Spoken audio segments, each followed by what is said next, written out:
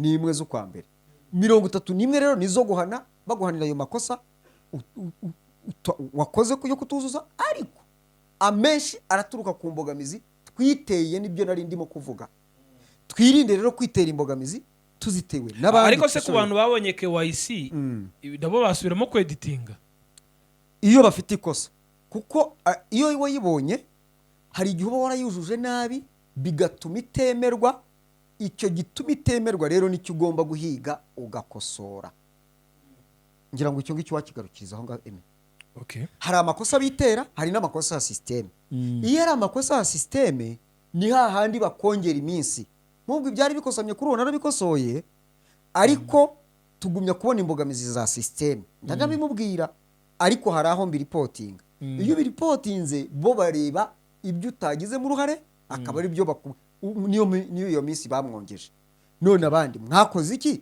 ku buryo bitakwitirirwa ibikwitirirwa barabiguhanira nta guca ku ruhande nk'ubwo ari uwo bari basubije ngo it's your responsibility mugenzi we byaranze iyo nyubako yiza kuba umuntu nta kabuza ari kugusaba kuyisiga amarangi ya Beta Paints kuko ari yongerera agaciro nayo ikaguhesha ishema mu bandi ngaho rero yibere mu kimbo umurimbo wayo ubushinge Beta Paints uruganda nyarwanda dukesha amarangi yuje ubuziranenge aryoshya aho dutuye naho dukorera hari ay'amazi n'ay'amavuta nka Silk Vinyl, Weatherguard, Fast Dry, Epoxy, Wallmaster n'andi adakangwa n'imihindagurikire y'ikirere dufite nasigwa ku byuma no ku modoka niba hari n'ubundi bwoko bw'irangi wabengutswa ahandi duhe komande ikoranabuhanga ryacu ritunganye mu kanya nk'ako mu Rwanda kandi twihariye gukora amasitike nziza z'ibyuma n'iz'ibirahuri produit za Beta Paints murazisanga mu gihugu hose naho kurangura ni Remera haruguru ya gare ku Muhima hateganye na Hotel Kapi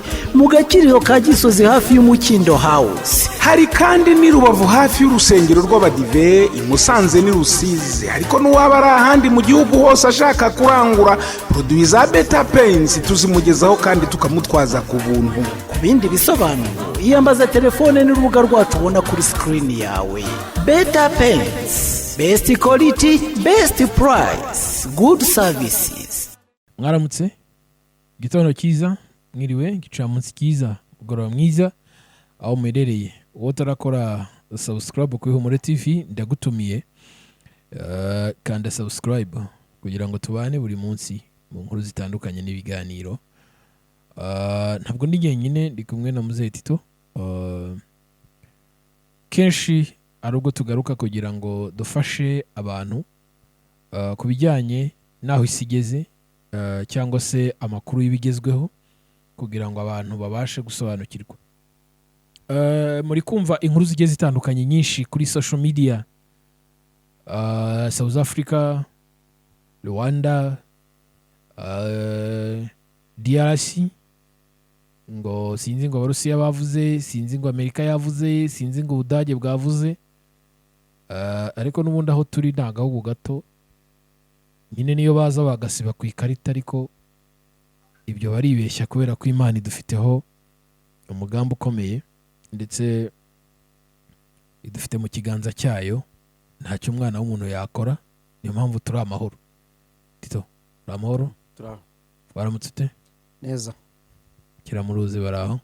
Kiramuruzi baraho ubuzima burakomeje ariko hari aho babugeze muri aya matariki ukabona burahenze ko batanyureza ibitoki ntago bikiri neza nka kera.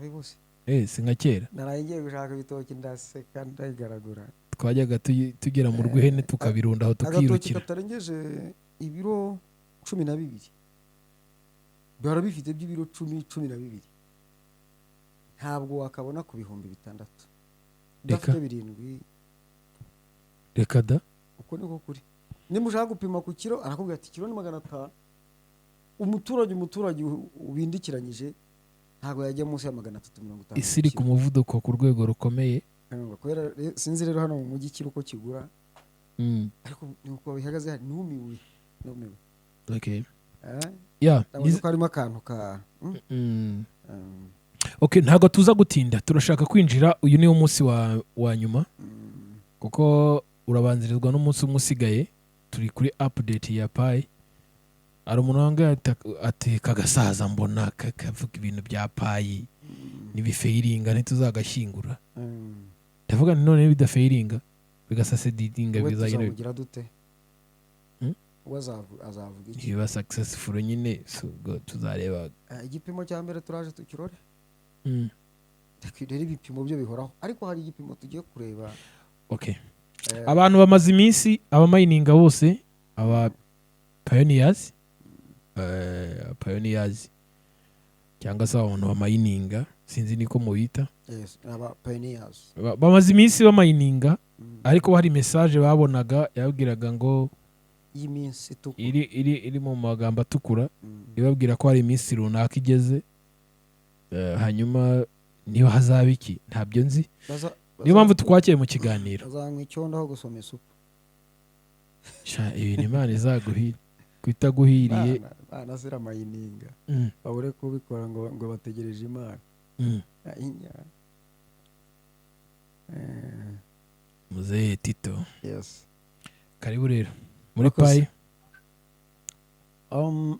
muri iki kiganiro cyerekeranye n'ubukungu bushingiye ku ikoranabuhanga cyane cyane rya blockchain technology turibanda kuri payi cyane cya payi network ku bijyanye n'ifaranga ryayo tumaze iminsi n'ubu ngubu tukirwana naryo turi mayininga nk'uko babivuga ubwo rero tugiye kwibanda ku bintu bibiri cya mbere ku bantu bacika intege ariko tunarebe n'iminsi yatanzwe y'imbabazi umunsi wa nyuma w'imbabazi ni uwuhe ese birareba ndi reka tubanze ku bantu bacika intege cyangwa ariko reka twibanzirize ku munsi w'imbabazi umunsi w'imbabazi wa Pi Network watangiye ku itariki ya mbere z'ukwezi kwa karindwi mu mwaka wa 2024 wagombaga kurangirana n'itariki 30 z'ukwa cyenda kwa karindwi kwa munani kwa cyenda kwa karindwi kwa munani kwa cyenda yari amezi 3 ariko ayo mezi yari amezi 6 agabanijwemo ibyiciro bibiri icyiciro cya mbere cyari amezi 3 amezi 6 agomba kurangira no kwezi kwa 12 noneho bagabanyamo kabiri bashyira ku itariki 30 icyiciro cya mbere cyari icyo gukora icyo bita KYC icyiciro cya kabiri cyagombaga gukorwamo live mainnet checklist ibyo ngibyo birangiye izo tariki zirangiye utabyujuje wagombaga guhanishwa kwamburwa payi wa mayininze mbere y'izo tariki z'imbabazi zose ukazamburwa ugasigarana ubwo izo wa mayininze kuva imbabazi zatangira nazo bakaguha andi mezi ikindi gihe gisigaye wakire nza nanone bitaruzura payi zo kuzamburwa gusa ahubwo na konti ikaba yafungwa ubugaragaye ko utari umupayiniya nyawe igihe rero kigeze kwa 12 unako amezi 3 tugeze mu kwa 9 barayongera bashyira mu kwa 11 tukugezemo baduha mu kwa 12 kwa 12 babonye kurangiye urumva amezi 6 arashize batwongereraho ukwezi kwa mbere ko kuba twabisoje noneho byose ubundi mainnet checklist niyo ibikubiyemo byose hari KYC na buri kimwe cyose ubu rero itariki 30 baduha 31 itariki 30 rero baduhaye yuko ari wo munsi wa nyuma n'uyu munsi uri burangire saa 6 z'ijoro ejo kuri 31 z'ukwezi kwa mbere umwaka wa 2025 nibwo twiteze ibihano kuri benshi hari ikimenyetso mbonye mu kanya hari abantu bagiye babikora bakahura n'imbogamizi zitandukanye ariko hari n'abahuye n'imbogamizi hari abahuye n'imbogamizi zibaturutseho barakwandikira bakakubwira ngo it's your responsibility gukora ni inshingano zawe ari iby'amafoto ari ibindi niwe bireba ni wowe ufite inshingano zo kubyuzuza niba rero ari imbogamizi zaguturutseho urabiryozwa hari noneho n'umuntu bidatewe n'imbogamizi zimuturutseho uwo nguwo hari igisubizo bamuhaye mu kanya hari uwo twavuganaga wabibonye nasanze we baramusubije bamuha iminsi 29 yo kuba yamaze kuzuza MyNet checklist within 29 days. Urumva kuba bamuhaye iminsi 29, imbogamizi ntabwo ari we zaturutseho. Ndabyibuka yuko namwandikiye, twandikira kuwa team tubagaragariza ikibazo gihari, telefone mbona nta kibazo ifite, ndaripotinga. Ariko wakangaye hashize iminsi niba ari 4 ngira ngo mu kuripotinga baje kumusubiza, bamusubiza ko bamuhaye n'ukwezi bamuhaye by the way, ahubwo muri kwa kwezi hasigaye iminsi 29 yo kuba yamaze kuzuza MyNet checklist. Kuri MyNet checklist we arabura intambwe ya 8, kandi intambwe ya 8 nta mupayoneri yigira mu ruhare, oya, ahubwo we uruhare rwe ruraza gukomeza kugaragariza Pi-Core team ibyo abasaba, ibyo yumva yakora kugira ngo ikibazo gikemuke. Ubwo biraza gushingira ku byo basubije, turaza kubira mu buryo burambuye noneho ndabara kuri uwo muntu. Ariko murumva ko ugomba kugira icyo ukora, ntago bagomba kubyanga ngo uceceke gusa. Niyo mpamvu twababwiye ko dufasha abantu si ukubakorera gusa, ahubwo no kumenya ibyo basubijwe. Ngiye kwifashisha urundi rugero. Mu minsi yashize ubwo mperutse Gatsibo, nasanze umuntu yaregestarinze amazina ye akoresheje Facebook account ye, kandi narabanje ngarura konto ye kuko ntiyayibukaga, yaranabiretse. Igaruka ifite amazina ya Facebook ye, nibwo yambwiye ko yaregestarinze akoresheje Facebook. Kumba amazina ari kuri Facebook na amazina ni nkuko wafata izina muri Facebook ukaryita ngo igiti gishaje, hagiye kuza hazaho iryo jambo igiti gishaje. Kandi nujya gukora KYC, indangamuntu yawe igomba kuba neza isa amazina yayo asa na yandi wa registerinze. Iyo bidahuye birapfa, barakubana. Yes, none se siyo wakoresheje, siyo mazina agaragara kuri account se, hahandi hejuru ya username, ayo mazina agomba kuba asa nari ku ndangamuntu. Nanjye amazina ari kuri Facebook kwa dasa nari kwirangamuntu. Ugomba kuregisteringa Facebook ukayihindura ikajya mu mazina ari ku ndangamuntu yawe. Niba iyo Facebook account ariyo washyize muri Pi. Naho ubundi hari ikibazo gishobora kuvuka ukifashisha Facebook kandi amazina agomba kuba ajyanye n'imyirondoro yawe bya nyabyo. Muri Pi network niyo mpamvu ari KYC identification igomba kuba yuzuye ihuye n'ibyangombwa byawe wakoresheje muri Pi. Iyo atari ibi uburisika kujya mu byago. Abantu rero babikerensa arya zahura n'ikibazo akoreshe kimwe mu mwirondoro yatanze hariya, yaba ari email, yaba ari Facebook, yaba ari phone number, yaba ari izina, bigomba kuba ari mahwe.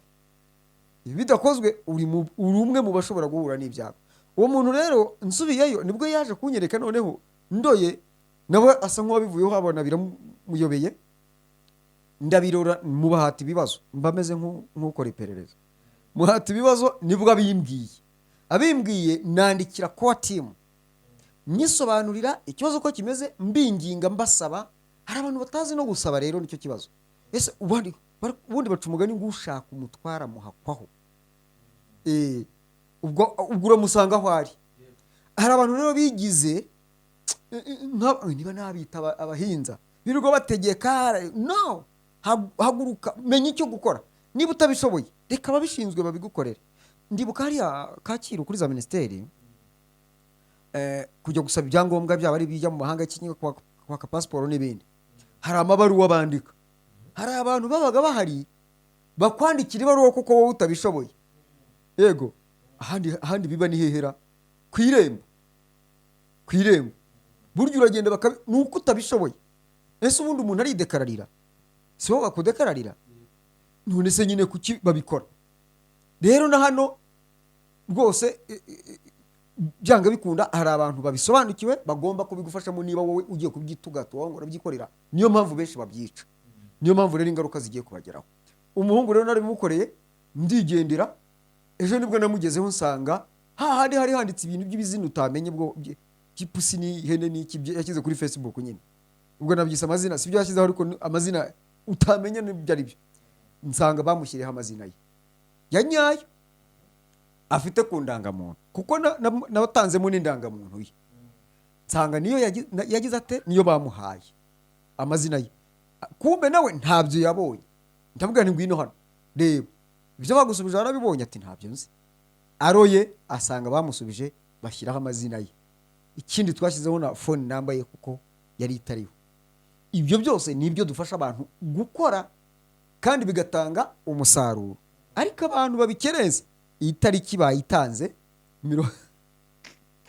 31 si isaha si itariki bizarangiriraho, ni itariki bazahaniraho. yego, ariko ugize icyo akora byanga bikunda nabo bagira icyo bamusubiza. nkubona ari mbahaye urugero, basubije bakamukubita iminsi 29 kuko hari hasigaye iminsi ngira ngo itarenze 3 ngo isi wari wabona ngo burira ku manywa, ari ku manywa. hari ibibazo bigota umuntu bukira ari ku manywa, kuri ukabona ni mu gicuku neza neza. isi yaratangiye kuvuga ngo ndumva ngiye kubireka, kandi bamusubije cyokora ndoye nsanga bamusubije bamuha iminsi 29 yo kubasoje mindnet checklist. ako kantu ni ingenzi cyane, ntabwo ibyo babigusubiza utaragira icyo ukora. gira icyo ukora, kandi mbere yo kugira icyo ukora banza umenye impamvu. twarimo tuvuga ku itariki ya nyuma ni 30 z'uku kwezi kwa mbere 2025.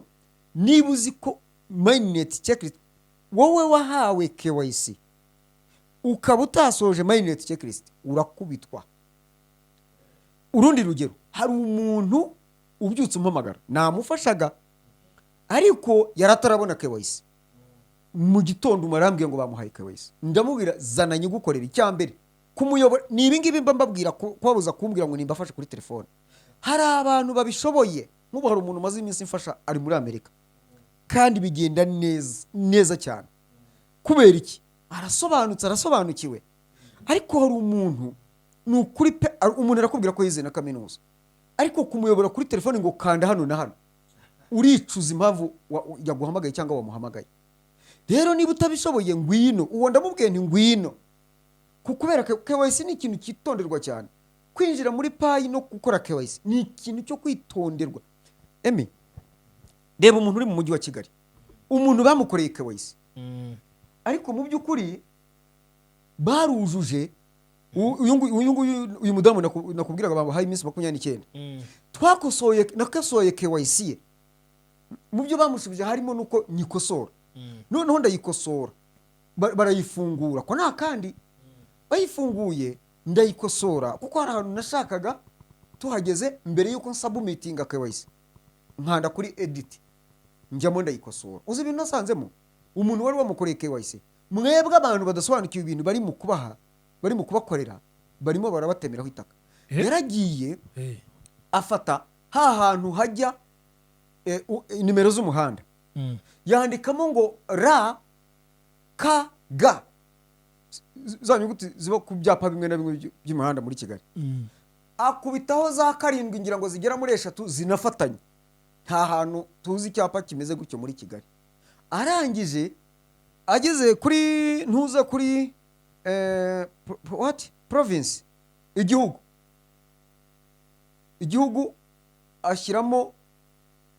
yashyizemo Kigali, province ashyiraho Rwanda. tamuze se hari intara y'u Rwanda ibaho? province ashyiraho Rwanda. bageze kuri city ashyiraho Rwamagana. nawe ubwawe ibyo bintu urabyumva ko binyuranye, tumirwa. none sibyo KYC kandi nimero z'umuhanda agashyiraho ngizo muri Kigali. none sibyo bazaza kubicekinga yaba batata we. icyambere barabizi ko muri KYC barabizi ko nta province yitwa Rwanda ibaho. rero reka nkubwire Kamana, bizarangira aya mafaranga abantu batayariye rwose. hari abatazayarya kandi ndakubwira hano. nyamara hari umunsi tudasiba kubivuga se, ariko barabihinyuye. nicyo nashakaga kuvuga. nk'ayo makosa hari abatazi yuko ari nese ubwo KYC barayimuhaye. nyine urumva igihe cyo gusubmitinga cyarageze, nge nanga gusubmitinga, yari ingingo ya nyuma. ambwira ngo dore byararangiye, kumbe byarahagamye.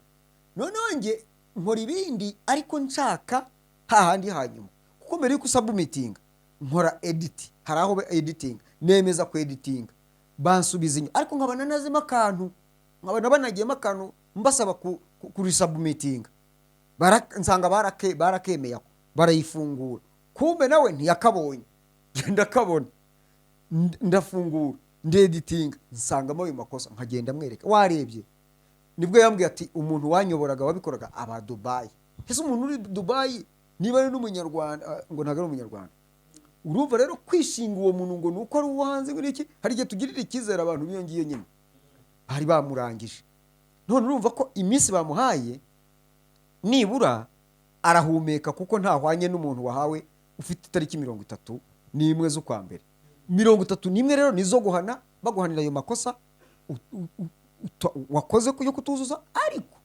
amenshi araturuka ku mbogamizi twiteye nibyo nari ndimo kuvuga twirinde rero kwitera imbogamizi tuzitewe n'abandi ariko se ku bantu babonye KYC nabo basubiramo kweditinga iyo bafite ikosa kuko iyo wayibonye hari igihe uba warayujuje nabi bigatuma itemerwa icyo gituma itemerwa rero nicyo ugomba guhiga ugakosora ngira ngo icyo ngicyo wakigarukiriza aho ngaho hari amakosa bitera hari n'amakosa ya systeme iyo ari amakosa ya systeme ni hahandi bakongera iminsi nk'ubwo ibyari bikosamye kuri uwo narabikosoye ariko tugumya kubona imbogamizi za systeme ndabimubwira ariko hari aho mbiripotinga iyo biripotinze bo bareba ibyo utagizemo uruhare akaba ari byo niyo iyo minsi bamwongeje none abandi mwakoze iki ku buryo bitakwitirirwa ibikwitirirwa barabiguhanira nta guca ku ruhande nk'ubwo ari uwo bari basubije ngo it's your responsibility mugenzi we byaranze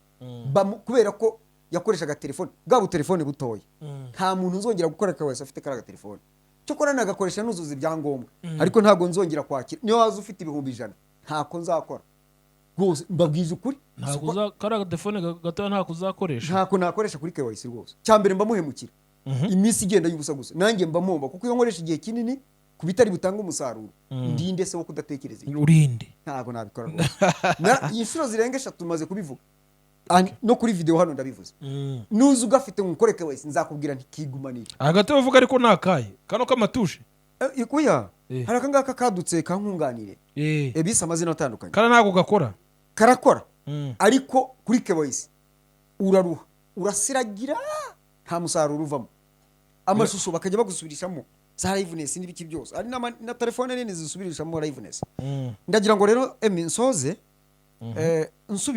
nsoreza ku kintu cyitwa kwihangana hari abantu ntimugurisha utwanyu nyine babwire tureke bagurisha ugurisha ni uburenganzira bwe burya hari abantu batema ishami ry'igiti bicayeho ibyo birakureba kwiyangiriza ngo usenya urugo ngo mutize umuhoro ntawo gutije ariko umenye ko wihemukira uriyambura nkana kandi igihe cyageze batubwiye ko launch ya mbere kubabonye KYC nutarayibona ejo cyangwa ejo none nk'ubu ko yarayayibonye ntiyarabizi ngo nta tike afite ngo yo kuza i Kigali none uragira ngo ngiye ngusangiye se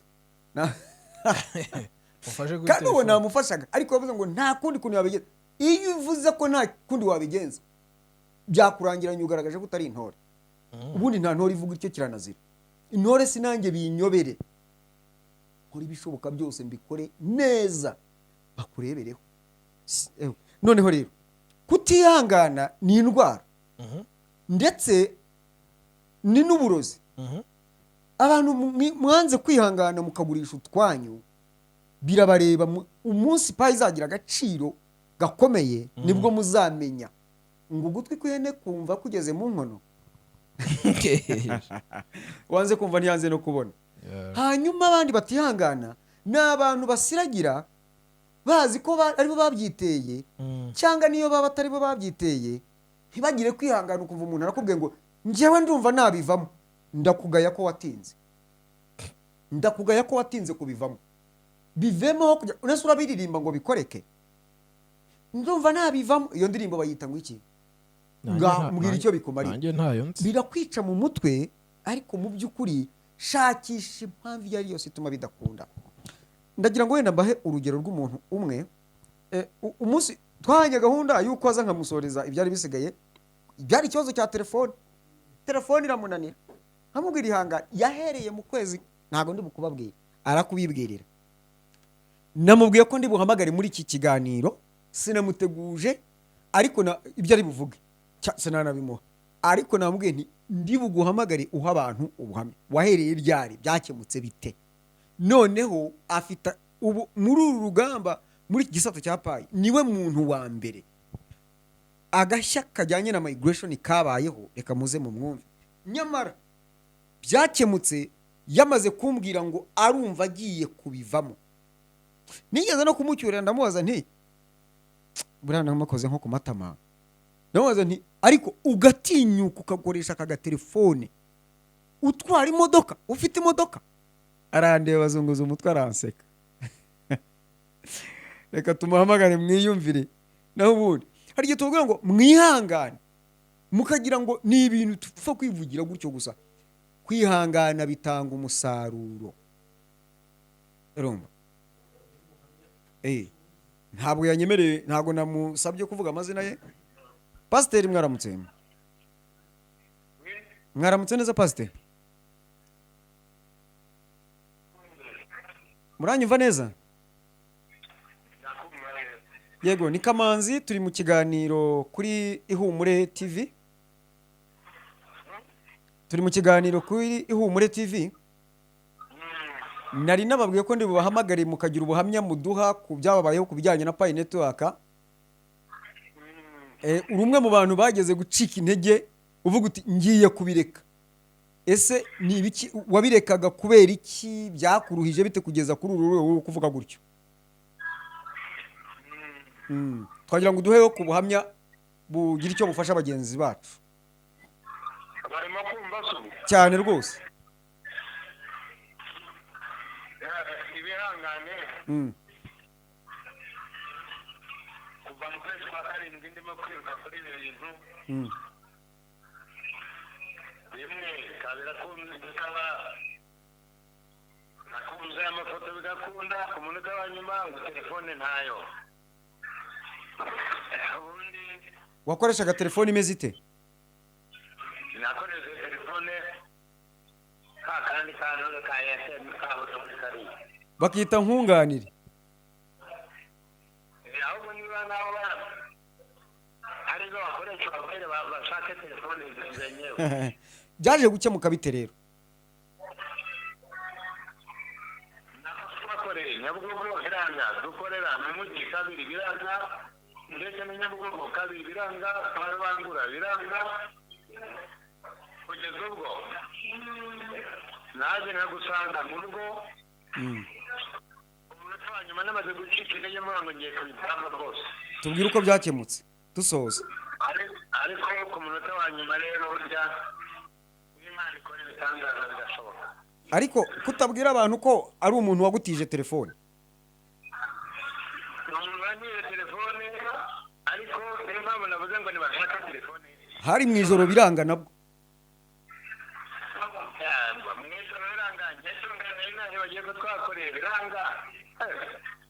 Naze pastor muri kirya gitondo bikunda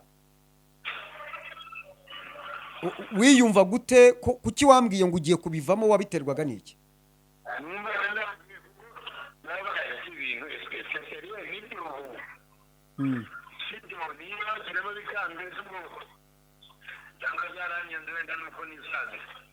Wumvaga pastor bimaze gukemuka, bimaze gukunda, hakurikiyeho iki?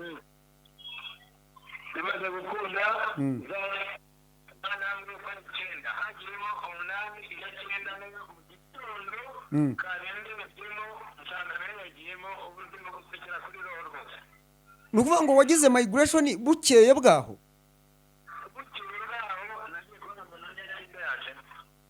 Nabanje kugira ngo urambeshya kuko bwari ubwa mbere mbonye numvise icyo kintu. Ubundi abone nari menyereye ni iminsi 3, iminsi 4, 5. Pastor, none Imana yabirobanura ku butoni kubera kuri pasiteri ikaba yarumvise gutaka kwawe.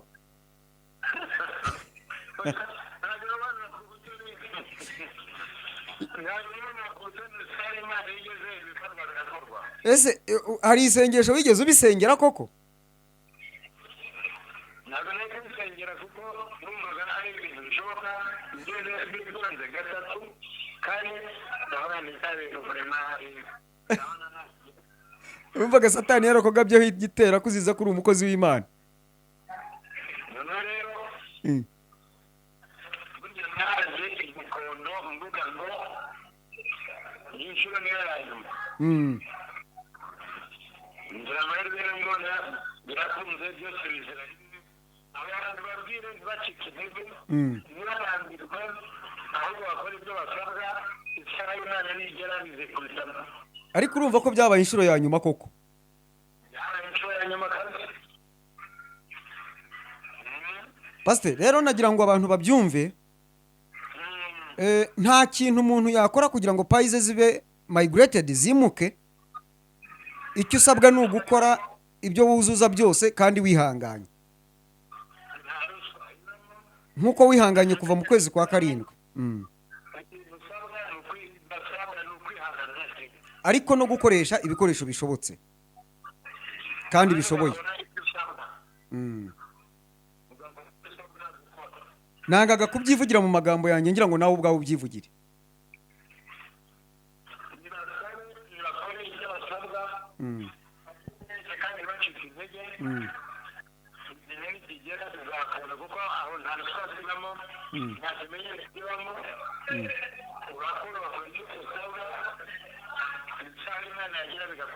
Murakoze cyane Pastor. Rero bakunzi ba Ihumure TV, reka tubashimire kandi tubasezere tubabwira ngo ni ikibazo cy'igihe gusa. Uzuza ibisabwa ahasigaye wihangane, ikigomba gukorwa na kwa team bazagikora.